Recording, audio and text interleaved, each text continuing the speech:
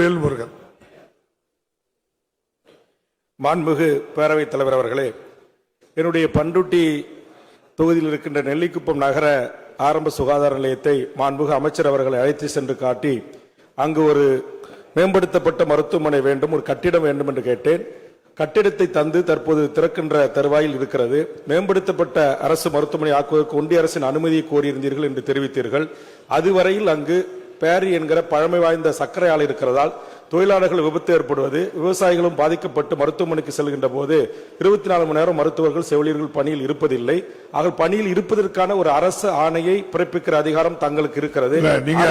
அதை மருத்துவர்கள் வேல்முருகன் பொதுவா டாக்டர் செவிலியர் இருக்க மாட்டாங்க அப்படிங்கிறது வேண்டாம், அதை நீக்கிருந்தேன். நம்முடைய மாண்புமிகு அமைச்சர் இல்ல, மாண்புமிகு அமைச்சர்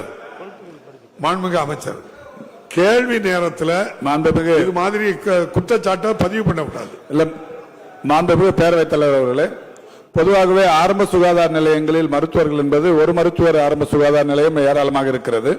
இரவு நேரங்களில் அவர்கள் பணியில் இருக்க மாட்டார்கள். காலான் டியூட்டி என்கின்ற வகையில் தான் அவர்கள் அழைக்கப்படும் போது வருவார்கள். என்றாலும் அவர் சொன்னதை போல அந்த நெய்வேலி தொழிலாளர்கள் முக்கியத்துவத்தை கருத்தில் கொண்டு வருகிற ஒரு சில நாட்களில் 1100 புதிய மருத்துவர்கள் நியமிப்பதற்கு மாண்புமிகு தமிழ்நாட்டின் முதலமைச்சர் உத்தரவிட்டு MRB தேர்வெல்லாம் முடிந்து இப்போது சர்டிபிகேட் வெரிபிகேஷன், கம்யூனியல் ரொட்டேஷன் நடைபெற்றுக் கொண்டிருக்கிறது.